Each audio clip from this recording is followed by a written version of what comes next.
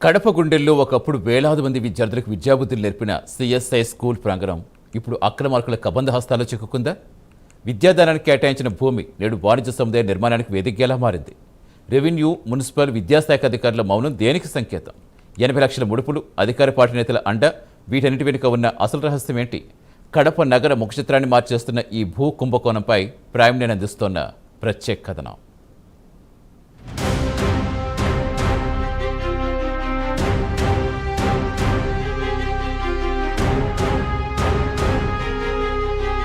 కడప నగరంలోని ఒక చారిత్రక విద్యాసంస్థ వందల మంది విద్యార్థులకు జ్ఞాన దీపాలను వెలిగించిన సిఎస్ఐ హైస్కూల్ భూమి ఇప్పుడు అక్రమార్కుల కబంధ హస్తాల్లో చిక్కుకుపోయింది. బ్రిటిష్ పాలనలో సమాజ సేవ కోసం, చర్చి కార్యకలాపాల కోసం కేటాయించిన ఈ విలువైన స్థలం కాలక్రమేణా కేవలం ఒక వర్గం స్వార్థానికి బలికావడం అత్యంత బాధాకరం. 1987లో పాఠశాల నిర్వహణను, విద్యార్థుల భవిష్యత్తును దృష్టిలో ఉంచుకుని విద్యాశాఖకు ఆ భూమిని మార్ట్గేజ్ చేశారు. చట్ట ప్రకారం విద్యాసంస్థలకు కేటాయించిన భూములను ఇతర వ్యాపార అవసరాలకు వినియోగించడం నేరం. మరి విద్యాశాఖకు తాకట్టు పెట్టిన భూమిని ఏ ధైర్యంతో, ఏ అధికారంతో కమర్షియల్ వెంచర్గా మారుస్తున్నారు?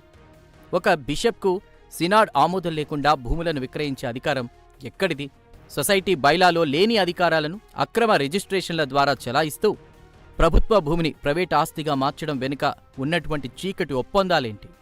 పత్రాలను పరిశీలించాల్సిన రిజిస్ట్రేషన్ శాఖ అధికారులు లక్షల రూపాయల ముడుపులకు ఆశపడి తప్పుడు డాక్యుమెంట్లపై సంతకాలు చేయడం ద్వారా వారు ఒక వ్యవస్థకే ద్రోహం చేసినట్లు కాదా?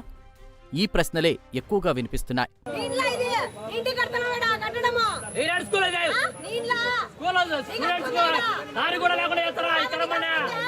గతంలో కడప మున్సిపల్ కమిషనర్గా పనిచేసిన ఐఏఎస్ అధికారి సూర్యసాయి ప్రవీణ్ చంద్ ఈ వ్యవహారంలోని అక్రమాలను గుర్తించి రిజిస్ట్రేషన్ శాఖకు నోటీసులు పంపారు. ఈ పత్రాలు చెల్లవు అని రిజిస్ట్రేషన్ శాఖే అంతర్గతంగా అంగీకరిస్తూ ఉన్నతాధికారులకు లేఖ రాశారు. స్పష్టమైన ఆధారాలున్నప్పటికీ నిర్మాణాలు ఆగడం లేదు. జిల్లా కలెక్టర్ స్వయంగా రంగంలోకి దిగి నిర్మాణం ఆపి కోర్టులో ఓనర్షిప్ తేల్చుకోండి అని ఆదేశించారు. కార్పొరేషన్ కూడా అధికారులు ప్రభుత్వ ఆస్తులను కాపాడకుండా నిబంధనలకు విరుద్ధంగా ప్లాన్ మంజూరు చేయడాన్ని నిలదీస్తున్నారు.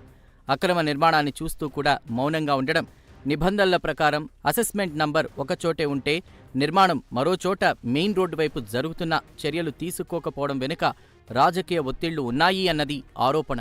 ఇది ఒక బేకరీ యాజమాన్యం చేస్తున్న నిర్మాణం మాత్రమే కాదు, వ్యవస్థను మేనేజ్ చేస్తూ సాగిస్తున్న భూ అక్రమం అని కడప నగర ప్రజలు మండిపడుతున్నారు.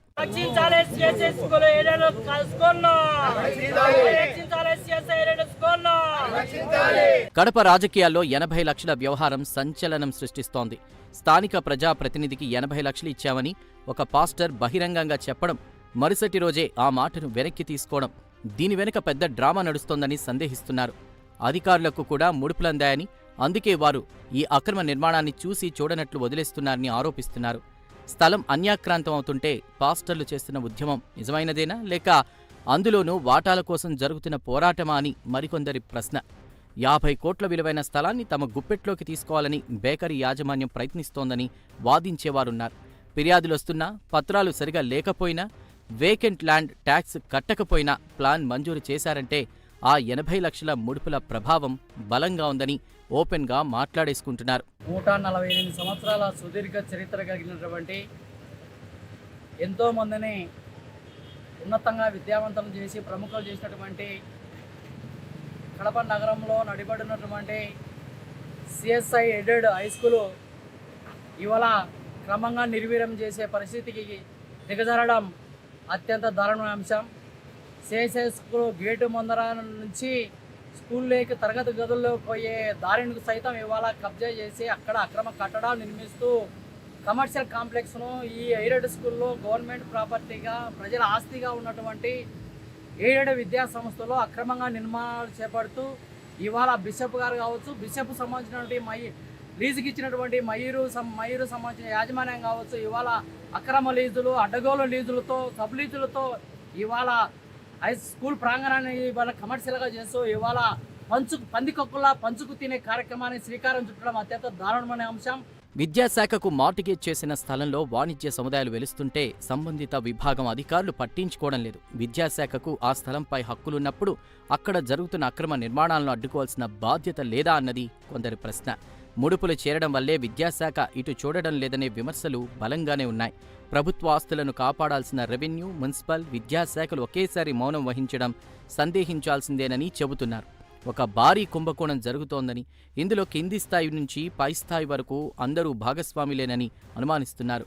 కడపలో ప్రభుత్వ ఆస్తులకు రక్షణ లేదని, ప్రైవేటు యాజమాన్యం తమ వ్యాపార సామ్రాజ్యాన్ని నిర్మించుకోవడానికి విద్యార్థుల భవిష్యత్తు అగాధంలోకి నెట్టేలా భూమిని అన్యాక్రాంతం చేస్తున్నారని స్థానికులు ఆగ్రహం వ్యక్తం చేస్తున్నారు. అందుకే అక్రమార్కుల కబంధ హస్తాల్లో చిక్కుకున్న ప్రభుత్వ భూమి మళ్లీ విద్యార్థుల చెంతకు చేరుతుందా లేదా అనే ఆందోళన స్థానికుల్లో ఉంది.